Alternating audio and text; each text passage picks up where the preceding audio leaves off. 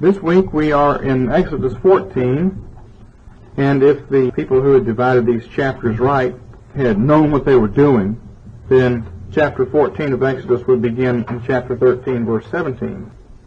Because that's where the narrative picks up again. Ages ago, when we were looking at Exodus before, we spent some time in Exodus 12 and 13 through verse 16, where we were looking at a long section of ritual laws, liturgical laws, laws that describe how people have access to God. And we looked at all of that, and now we are coming out of Egypt. Our ancestors are coming out of Egypt. This is our history.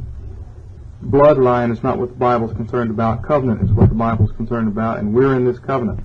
And we're put into this olive tree. And modern Jews are not in this olive tree.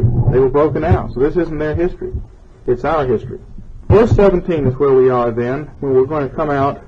After we've come out of Egypt, now we're going to march on. We'll start in 13, verse 17. Now it came about when Pharaoh had let the people go, that God did not lead them by the way of the land of the Philistines, even though it was near.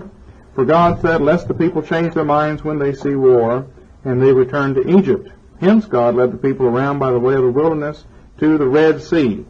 And the sons of Israel went up in martial array, or literally 5 in a rank, from the land of Egypt. And Moses took the bones of Pharaoh with him, for he had made the sons of Israel solemnly swear, saying, God shall surely visit you, and you shall carry my bones from here with you. And they set out from Succoth and camped in Etham on the edge of the wilderness.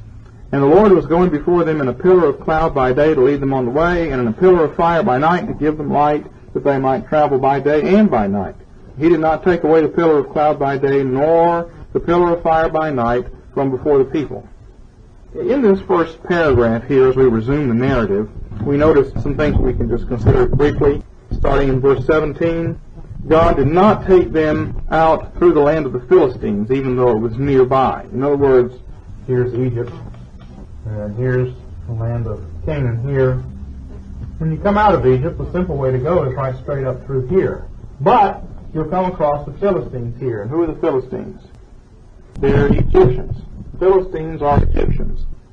If you don't remember that, it's in Genesis chapter 10.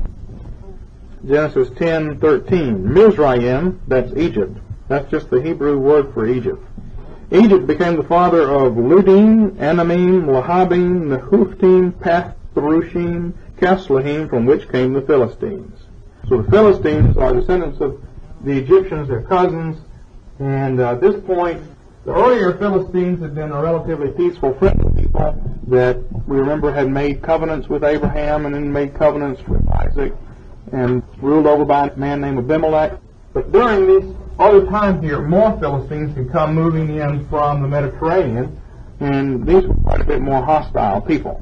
These are the Philistines that we find operating in David's day that had a confederation of 5 cities and operated in this area here. And actually, this Philistine land was not really part of the land that God gave to the people. And so they weren't necessarily supposed to conquer the Philistine territory, but they would have to pass through it. Well, God knew that if they had to go through that territory, the Philistines would oppose them. These are people who have been slaves for a century. They don't know much of anything about war. They haven't been trained in it. A few of the people know about war. A few of them have had experience with the Egyptians, but most of them don't know anything about it.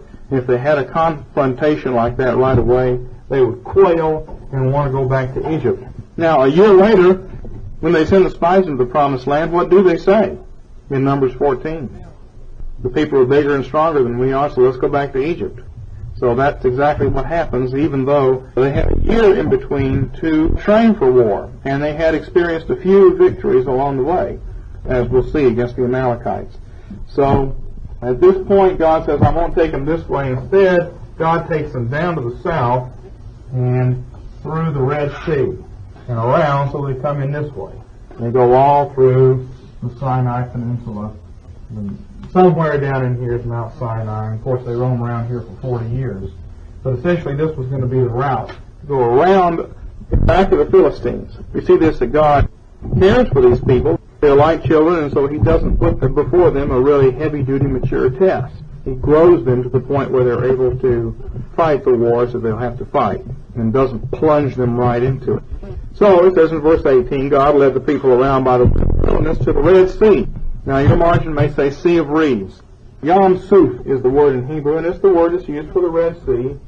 It can also mean Sea of Reeds, and the problem is we don't know exactly where they crossed through. The Red Sea is pretty wide once you get to the sea, but there are all these little lakes and areas up in here north of it that kind of lead into the Red Sea. And in 1400 BC, there's no telling what this was like. I mean, the world changes over thousands of years. Lakes come and go, and areas like this change. So it's not necessary for us to determine exactly what it is. Liberal and some evangelical scholars, as we'll see today, want to minimize what happens here and say, well, this was just kind of a marshy area called the Sea of Reeds, and they managed to get through by stepping on the rocks and not getting into the wet parts, so forth. But that's not what happened according to the text. But we don't have to think that it was what we today call the Red Sea, which is so wide that it would be hard to imagine 2 million people getting through in one day. It could have been a much narrower area up here, but it was still a body of water, but it was deep. It was not a marshy area. So this is kind of a moot point. It doesn't make any difference whether we translate it Red Sea or Sea of Reeds. We're talking about geography 3,500 years ago that may have looked considerably different from the way the geography of the area looks today. God led them that way, and the sons of Egypt went up in martial array. We're in verse 18, from the land of Egypt. Martial array is literally 5 in a rank. And here God is beginning to make them into a host, you see. The Lord of hosts gathers a host around him. The first hosts are the angels. And then men are made to grow up to become like angels. Jesus says that in the final estate of humanity we'll be like angels, neither marrying nor giving in marriage. So it's like angels are the archetype, and human beings are made to grow up to become like angels. They're the model. The Bible says that humanity was made for a little while lower than the angels, but was destined to be crowned with glory and honor and to be above the angels. Well, at this point, these are people who have been pulled out of Egypt as an amorphous bunch of people, and now they're being formed up into a host, into an army, arrayed in a structure around God. And we'll see throughout all these chapters that the kingdom of God arranged around God's throne is not a bunch of people standing around in a mob. It's very carefully organized. God puts his tabernacle in the midst of the people, and he puts the priests here and the 3 tribes of Levi positioned right here. And then there are 3 tribes here, and 3 here, and 3 here, and 3 here. And around them are the mixed multitude. This is all very careful sacred geometry here. People are arranged in ranks around the throne of God. When we get there, I'll try to remember to bring in a really nice poster that I have that shows that, if I can find it. Some of you may have seen this picture before. It shows the camp of Israel at night with all the tents arranged nicely around it.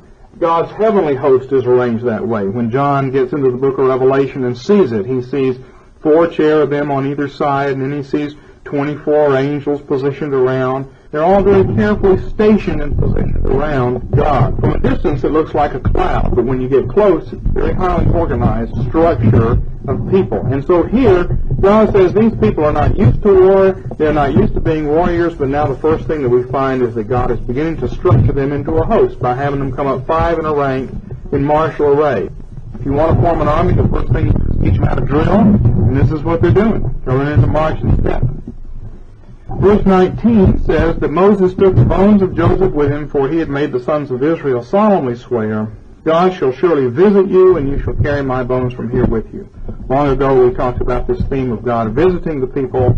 He would visit them and deliver them, and that's in fulfillment of Genesis chapter 50, where Joseph made them swear. Genesis 50, verse 24 and 25, Joseph said to his brothers, I'm about to die, but God will surely visit you and bring you up from this land to the land that he promised on oath to Abraham, Isaac, and Jacob. Joseph made the sons of Israel swear, saying, God will surely visit you. You will carry my bones up from here. So Joseph died at the age of 110 years, and he was embalmed and placed in a coffin in Egypt.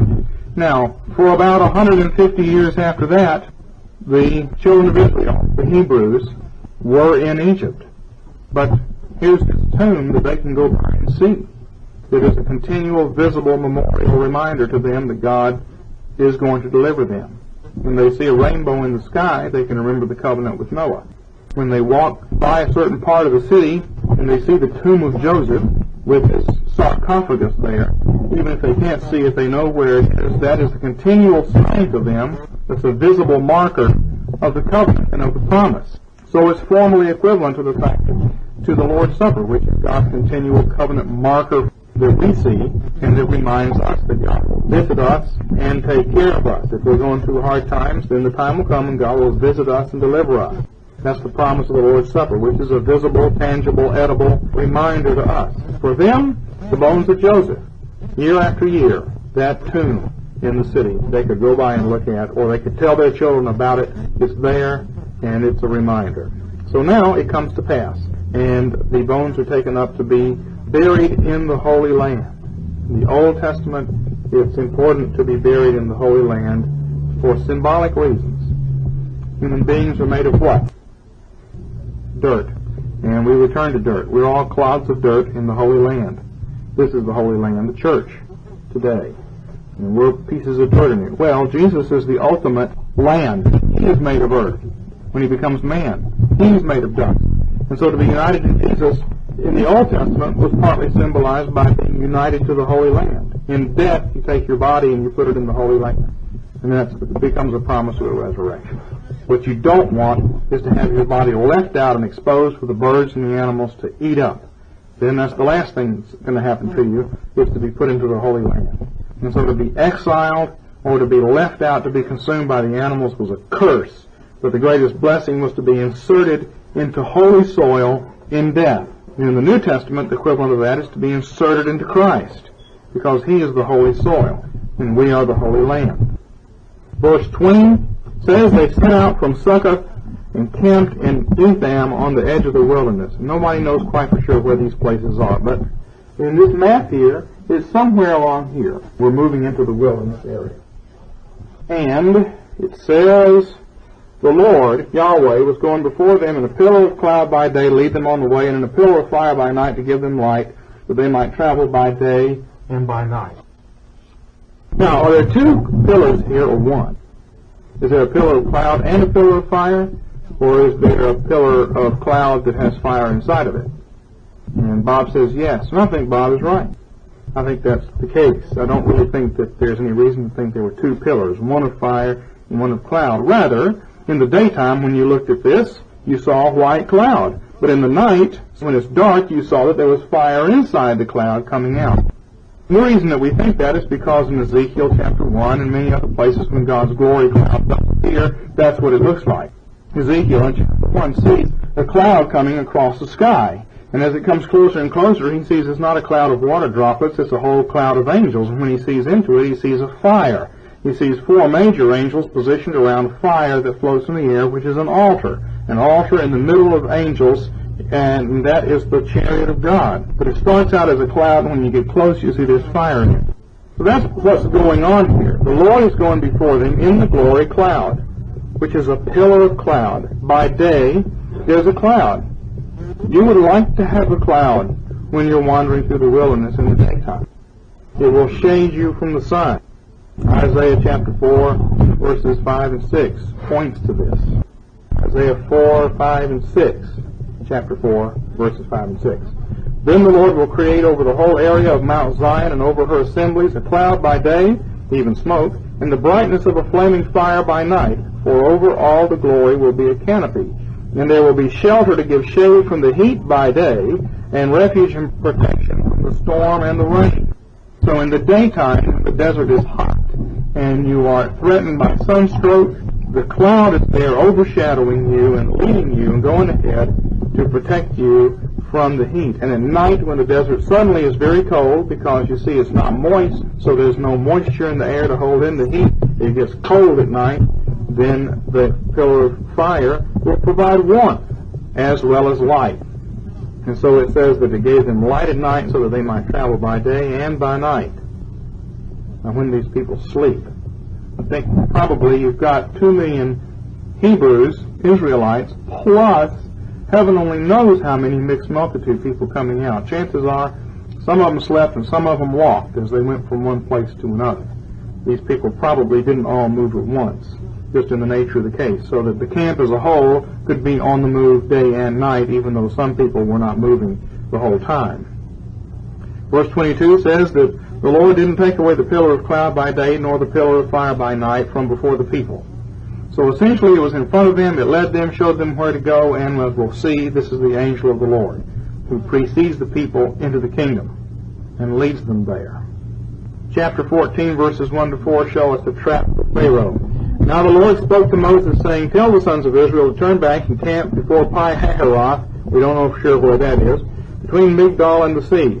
You shall camp in front of Baal-zephon, opposite it by the sea. For Pharaoh will say of the sons of Israel, they're wandering aimlessly in the land. The wilderness has shut them in. Thus I will harden Pharaoh's heart, strengthen his heart, and he will chase after them. And I will be honored through Pharaoh and all his army. And the Egyptians will know that I am Yahweh. And they did so. We're coming out of Egypt, and we come down here to the edge of the Red Sea, and now we're backed up against it. We're not taking this route into the Philistine territory, so let's just eliminate that. We're coming in this way. Now we're potentially in a lot of trouble because we're backed up against the Red Sea. And Pharaoh's army is going to come and pin us against the Red Sea. That's where God has put us. Now, he says Pharaoh will say that they're wandering aimlessly. But you look back up at chapter 13, verse 18, and it says that we're in martial array. And if you look at chapter 14, verse 8, it says the sons of Israel were going out boldly. So Pharaoh has misinterpreted things. He's convinced that they're out there wandering around, whereas in reality, they're doing a whole lot better than that. It says that Pharaoh's heart will be hardened, he'll chase after them, and as a result of all this, God will get honor over Pharaoh, and the Egyptians will have to acknowledge that he is Yahweh, which has been the contest and the struggle and the theme for many chapters here, and this will be the climax of it. We think back to Laban pursuing Jacob when he fled in the middle of the night and made off with all the goods that were rightfully his, as well as the women. And Laban came after him, and God appeared to Laban in the night and said, you better watch out, or you're dead. And Laban had to confess that the true God was the God of Jacob. And now Pharaoh is going to have to confess it one way or another. He'll confess it as he dies, as a matter of fact. But God sets a trap for Pharaoh by making his people look kind of weak. I think we see this kind of thing going on today. That there have been numerous instances that I've watched over the last 10 years where wicked government officials, not all government officials are wicked, but people who want to be bureaucrats and want a cushy job and are mean-spirited, and they will go after what look like weak Christian schools. In fact, they'll pick some weak school or weak church that they think they can attack. And I don't know of any place where they've succeeded. They went after Dale Dykema's school, and they were defeated there. They were defeated in Nebraska. Essentially, any victories they win are Pyrrhic. And yet when you look at it from the outside, it seems as if God backs his people up against the Red Sea, brings out a huge host against them, and there's no way you're going to win, and yet the result has been the government has been defeated time after time when it has attacked little weak schools and churches. And so I think that God does that in history, and it's something we can be aware of. And sometimes God will put us up against the sea and send out a lot of people against us, and we have to remember this story because it's here for us. 1 Corinthians tells us that all these things were written for our instruction, upon whom the end of the ages have come. Now, Pharaoh does do what God said he'd do in verses 5 to 8. When the king of Egypt was told that the people had fled, Pharaoh and his servants had a change of heart toward the people, and they said, what is this that we have done, that we have let Israel go from serving us? So he made his chariot ready and took his people with him. And he took 600 select chariots and all the other chariots of Egypt with officers over them. And the Lord hardened the heart of Pharaoh, king of Egypt, and he chased after the sons of Israel as the sons of Israel were going out boldly. A couple of things to notice here. What is another name for this glory cloud of God that's leading the people? And also, the chariot. It's the chariot. And it's what Ezekiel sees in chapter 1 of Ezekiel, which is why he sees all these wheels going all the time. And in the temple, this thing is called the chariot. So we've got God's chariot, which is up in the sky, and then you have Pharaoh's chariots. Now, we don't think much about this, but when Pharaoh got 600 chariots together and went after the people, that's about like saying that he got his nuclear arsenal together to go out against a bunch of people armed with slingshots. Because when you had chariots and you race into a bunch of people who are foot soldiers, there is no question of how the battle will turn out. Very rapidly, you will lose if you don't have a chariot. Chariots are a big, heavy-duty form of military might in the ancient world. These chariots have been heard. They'd have things sticking out the side with knives to saw people up as they would just ride those chariots through the ranks and saw anybody up that was on the side, mow them down with horses. Some of us aren't used to horses, but horses are real big and real frightening. When you get a bunch of horses coming in, you run. So this is much more of a threat than it might appear if we just kind of read it over and say, yes, Pharaoh came out with all these chariots. Chariots were hard to defeat, unless you were fighting in the mountains where the chariots couldn't come. But we're not in the mountains now. We're out here in this alluvial plain in Egypt, and it's real flat, and chariots do real good, and they're going to mow us down. So the chariots are coming. Now, what we're about to read is really important for the history, because all the time that Moses went to Pharaoh and argued with him, what did Moses say that he wanted? And what did God say that he wanted? Did he say, let my people go so that they can take everything away and just leave and never come back? No, that's not what was going on. The whole point was, let the people go that they may go out in the wilderness and sacrifice to the Lord. And there's no implication that they're going to stay gone. And when Pharaoh finally says that they can leave, he doesn't say, go away and don't ever come back again. He says in Exodus 12, 31 and 32, rise up, get out from among my people, both you and the sons of Israel, go, worship the Lord, as you have said. In other words, take that 3-day journey into the wilderness and have your festival. Take your flocks and your herds, as you have said, go and bless me also. So what he's talking about here is going off for this worship festival, and he's not saying, go and don't come back.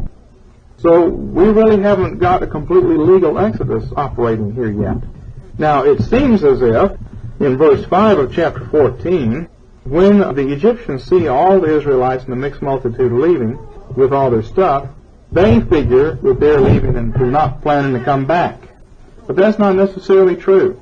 We don't know what might have happened. But what God brings to pass is that Pharaoh and his army chase the Israelites and they drown, and as a result there's nothing for the Israelites to go back to. So you understand how this fits in.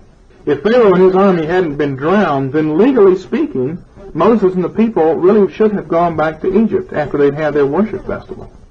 Because there's not been any authorization for them to leave unless we just want to say, hey, God is just going to pull them out, and that's it, because God is God and he can do what he wants. And these people were wrongly oppressed and they should have been delivered. All that's true. But God always works it out so there's no doubt about it. And part of the reason Pharaoh and his army are motivated to go after them, and Pharaoh and his army drown, is to settle the issue once and for all. And Israel is clearly and permanently free from Egypt because there's no Egypt to go back to. There's no Pharaoh to go back to. Pharaoh's dead. Pharaoh's hold on the people is gone. The divorce is final. So, the Egyptians chased after them. We read in verses 9 to 14, with all the horses and chariots of Pharaoh, his horsemen and his army.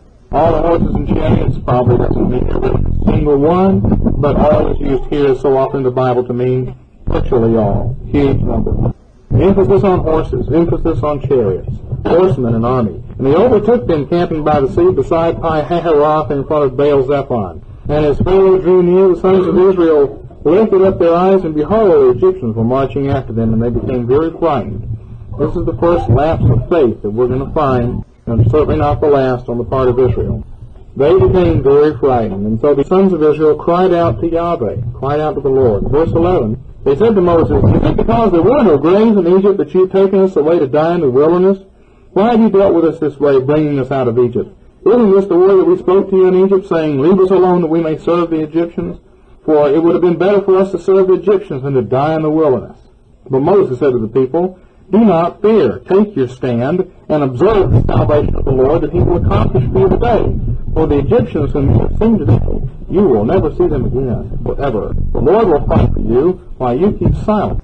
Now these are people who have seen 10 miraculous plagues take place, starting with the whole river turning to blood, ending with the sun being put out for 3 days over part of the land and not over the rest of it. The angel of death killing all the firstborn in Egypt, and yet as soon as the army comes out, they lose it. And I'm afraid that's what we're like too. We have very short covenantal memories. And this is a problem, and of course it's going to become a problem starting here and throughout until finally God says, 10 times you provoked me, and now you are not going to the promised land. You're no longer 38 years, and it's your children that are going to go in the promised land. And that's over in the book of Numbers. But this is one of the first ones here. They are afraid. And they say, well, we said back before that it would have been better for us to serve the Egyptians. Don't bother to get us out. We'd rather stay here and serve the Egyptians. Now, we have a clear cross-reference back to that. You will remember that the Hebrew taskmasters went and chewed out Moses and Aaron when their pail of bricks was increased and they didn't get any straw. The pail of bricks was maintained and they didn't get any straw. But this is not what they said, leave us alone that we may serve the Egyptians. This is an artificial memory here.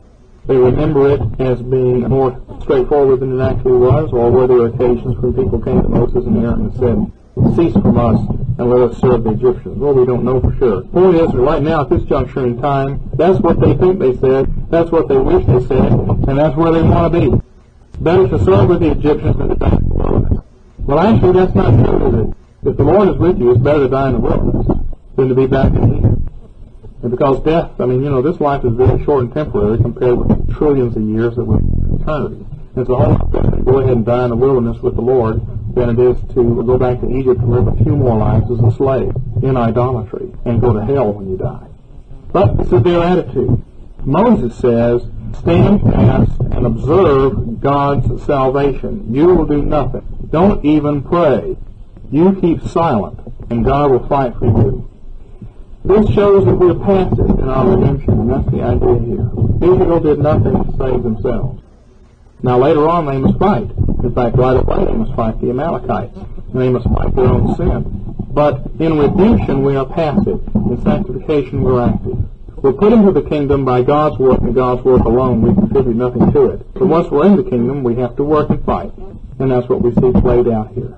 They don't do anything to get themselves out of Egypt. They had nothing to do with any of the plagues. They had nothing to do with the destruction of Pharaoh's army here. Nothing. Absolutely nothing. But right away, as soon as they're out, then we're going to find that the Amalekites attack and they have to fight them. So once you're saved, then you have to fight the battles. But you don't contribute anything to your own salvation. And that's made dramatically clear in the Exodus. Now stretch out your hand over the sea and divide it, and the sons of Israel shall go through the midst of the sea on dry land. As for me, behold, I will harden the hearts of the Egyptians so that they will go in after them. And I will be honored through Pharaoh and all his army, through his chariots and his horsemen. The Egyptians will know that I am Yahweh when I am honored through Pharaoh, through his chariots and his horsemen. Moses' staff is what's used to divide the Red Sea. Moses' staff represents God's power, and it's the staff that was used in the great plagues, the climactic plagues and the cycles of plagues as we looked at before, and now it's used to divide the sea. Now what's going on with this dividing of the sea? And why did God work it out this way? Why didn't God just get them through some other way?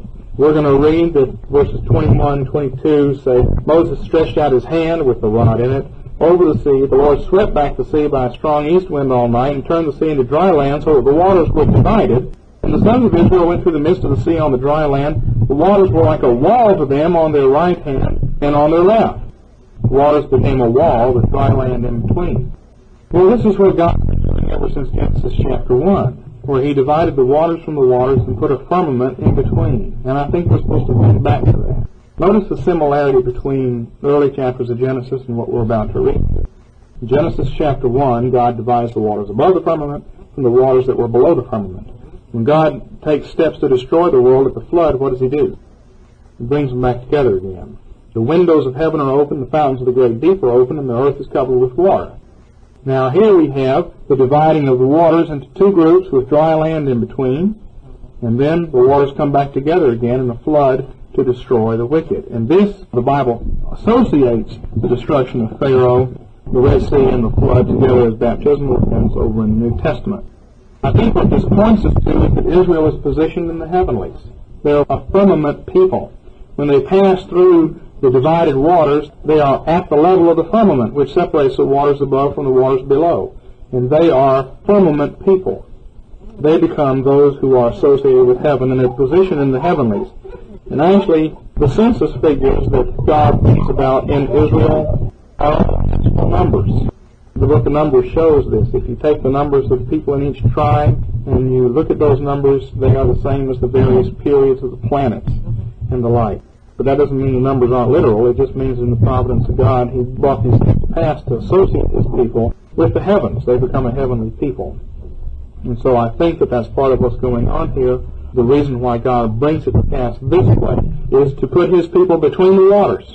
And it's a visual image that goes back to Genesis chapter 1. And then bringing the waters together again goes back to the flood. So, that brings us to the event itself, starting in verse 19. The angel of God, who had been going before the camp of Israel, so now we know the pillar of cloud and fire is the angel of the Lord, moved and went behind them. The pillar of cloud moved from before them and stood behind them, and it came between the camp of Egypt and the camp of Israel. And there was cloud and darkness, yet it gave light at night. Thus the one did not come near the other all night. Now, this is interesting. Here's the Egyptian camp, and here are the Israelites, and the cloud goes in between. And what shines out on the Egyptian side is darkness, and what shines out on the Israelite side is light. It's the same God. Because these people are redeemed, His light shines upon them, and because these people are not, they don't get any light. There aren't two different things here. It's not like Satan gives darkness and God gives light. That's not biblical. That's Manichaeanism. No, it's God whose judgments go against the wicked by pushing them into outer darkness, and God whose grace goes to the righteous by bringing light to them.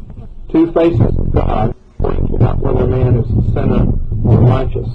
Then we read that the wind comes, a strong east wind, all night and turns the sea into dry land so that the waters were divided. Now, modern commentators say, well, we have this marshy area called the Sea of Reeds, and the wind blew all night long and sucked all the water out of the land, and there was some marshy water on one side and marshy water on the other, and the Jews booked it through this dry area, and when it says that the water stood like walls on either side, that's just a figure of speech. It wasn't like it wasn't at all. They didn't have two big walls of water with people running through. Well, that will not stand up to the text. It says there was water on both sides, and in chapter 15, verse 8, it says, at the blast of thy nostrils the waters were piled up. The flowing waters stood up like a heap. The deeps were congealed in the sea. I don't know how it can get any clearer than that. It seems to be the nail right at this point. But there were two walls of water. So it says the waters stood like walls of brass to let the tribes of Israel pass. That's right. And so why was there an east wind all night to bring this to pass? Well, it's the Spirit who brings it to pass, and so the wind is associated. And when the waters come up like a wall, then the wind will dry out the ground so that they can walk through it. That's true enough. We have two walls, and the Israelites go through with the cloud over them. Now, there's something that Psalm 77 tells us that is not explicitly mentioned here, that as Presbyterians we must take notice of.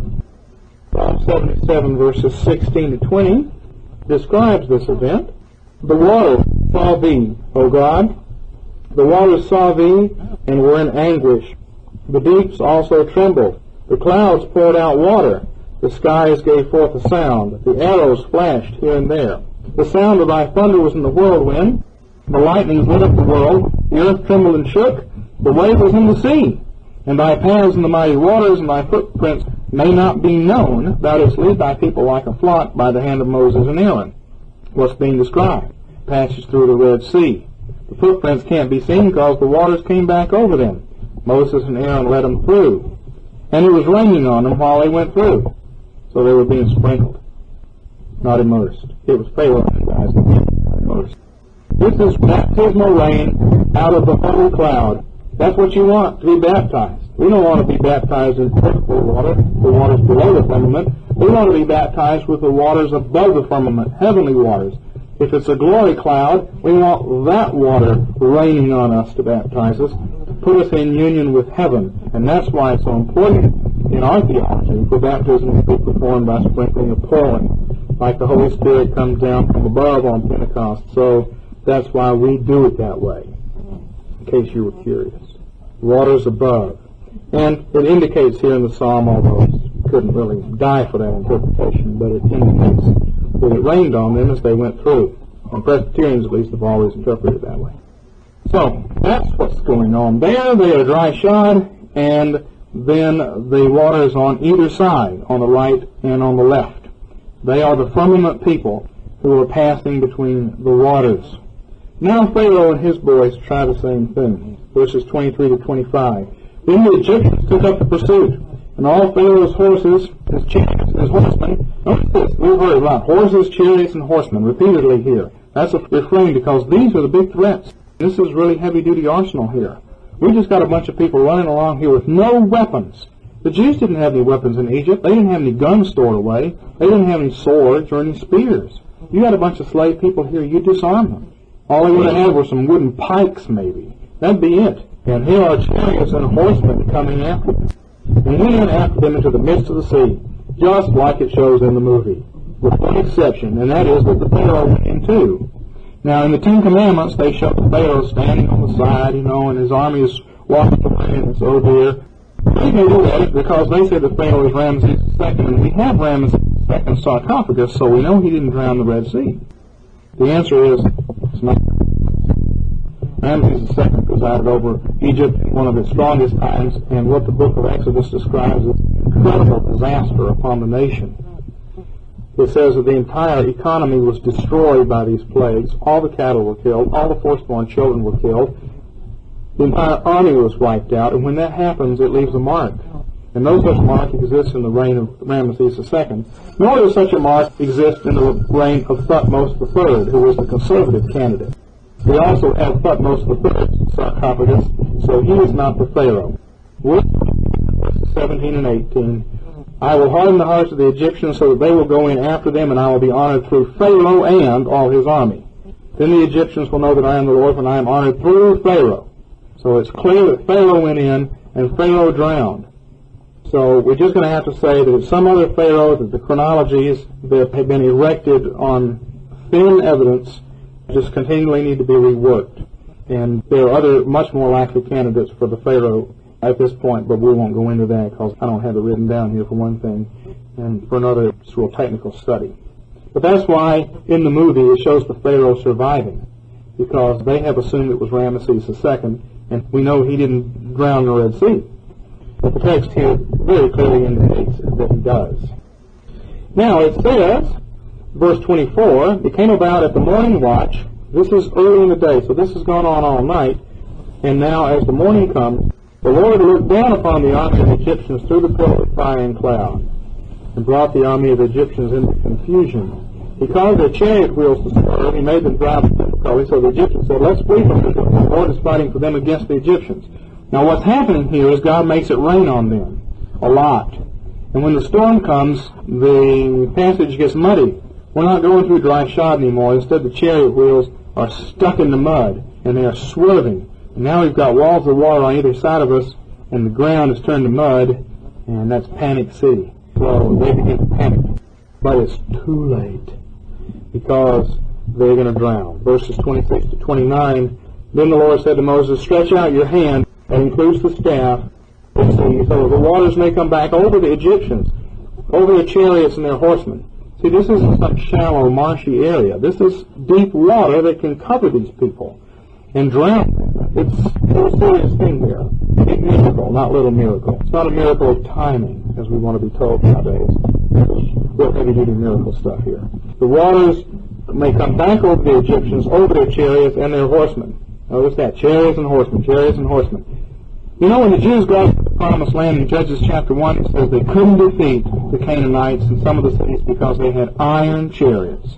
And then in the story of Deborah, it says the Jews were afraid of Sisera because he had 900 iron chariots. And do you remember how the Lord defeated Sisera's iron chariots? Big rainstorm. And the chariots are swamped in the mud. Now, as soon as the chariots are swamped in the mud, the guys driving the chariots are on equal footing with the foot soldiers. All of a sudden, all the advantages of having a chariot disappear. You can't go racing through the enemy's troops or anything. You got to get down off the chariot and fight hand to hand. Now, if you're a trained charioteer, you're probably not as good with a pike. So as soon as the Lord swamps all these chariots in the days of Deborah, Sisera and his army are just sitting ducks for the Israelites, who are much better at hand-to-hand combat because they're not used to relying on chariots. But you see, the people should have looked back. It says in the text, horsemen and chariots, horsemen and chariots, horsemen and chariots. is designed to say God can always deal with horsemen and chariots. All he needs is a little water. Not a whole lot. Just enough to make the wheels stick in the mud. And then the chariots are no good. Just enough to make the horses so they can't go very well. Then the horses are no good. Just a little mud. That's all it takes. And that's all it took here. Israel should have remembered that. And that's why it's emphasized so much in the text. But they didn't. They didn't remember. But it says here, Moses puts out his staff, the same staff that divided the water so Israel would be saved, now closes the water so that Egypt is judged. God's act of salvation and judgment are the same. He is both the avenger and the redeemer. Verse 26 says, the waters come back over the Egyptians. Eye for eye and tooth for tooth. Remember back in Genesis 1:22 where we started. Hebrew babies were thrown in the water and drowned. Now the Egyptians are drowned. God does not forget. It's an eye for eye world. This goes back to chapter 1, verse 22. So it says, verse 27, Moses stretched out his hand over the sea returned to its normal state at daybreak. That's important. The sun rises as the judgment takes place. This happens a number of times in the Bible. After Jacob wrestles with God all night, it says he crossed the river into the promised land just as the sun was coming up. Deborah prays at the end of the Song of Deborah that God's people will be like the sun rising in its might. Gideon, 2 chapters later, fulfills that prayer because Gideon, after he comes back from the battle against the kings, crosses back into the promised land over the Jordan River as the sun rises. Then we get Samson. The name Samson means sun. And Samson is the one who is a bridegroom who offers marriage to the Philistine girl. Psalm 19 refers to Samson when it says that the sun is like a bridegroom coming out of his chamber. It's powerful. Malachi chapter 4 says that Jesus will be like the Son of Righteousness that rises with healing in his wings. The idea, and there are other places too, but the idea of the sun coming up is an image of God arising in the Bible. God arising and his people arriving. It's very visual. I'm sure at some point in your life you have gone out at dawn and watched the sun come up, and as soon as it comes up, everything changes. It's very quick. The curve of the sun comes over the horizon and light blasts into the sky. And that's what happens. As the sun comes up, judgment comes upon the Egyptians. This is sort of a completion of Passover. A few days later, God judges them in the middle of the night, and now by daybreak they're wiped out. There's nothing left. Only Israel remains. They're all gone. At daybreak, he stretched out his hand over the sea, verse 27, the sea returned to its normal state at daybreak while the Egyptians were fleeing right into it. Then the Lord overthrew, shook off the Egyptians in the midst of the sea. The waters returned and covered the chariots and the horsemen. There you are, chariots and horsemen. I didn't count it up, but you could probably count it up and find a dozen times that those terms are used here in this passage. Even Pharaoh's entire army that had gone into the sea after them, not even one man, every single one was killed. But the sons of Israel walked on dry land through the midst of the sea, and the waters were like a wall to them on their right hand and on the left. Same waters that killed Pharaoh protected Israel like a wall. These are the same event. Thus the Lord saved Israel, this is verses 31, that day from the hand of the Egyptians, and Israel saw the Egyptians dead on the seashore. They were inspired by seeing these corpses. And when Israel saw the great power that the Lord had used against the Egyptians, they feared the Lord and they believed in the Lord and his servant Moses. At least for a little while, but then they lost that respect pretty quick. But they were able to spoil these Egyptians once again. From these corpses. The strength of the wicked to do the wicked is a sign to us. God does not always defeat the wicked right away. You have to remember that it took a long time for all these plagues to run through and for this to take place, but when it finally did, it's a sign of promise to us, those who will not persecute the church. When God defeats them, we should be inspired. The time for feeling sorry for them is past. Let's close in prayer. Father in heaven, we thank you that in Jesus Christ we have a great conqueror.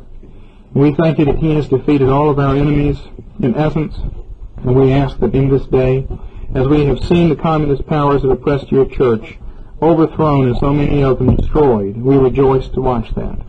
We live in a country that is rapidly throwing over what little remains of its Christian heritage, and we ask that you would raise up faithful men to speak in public in the marketplace, not behave like fools, but to behave responsibly and to articulate your word. We ask that you would give us reformation and defeat those who have sought to attack your church in this day. Now we ask that you would a new covenant with us as we come to worship you. We pray in Christ's name. Amen.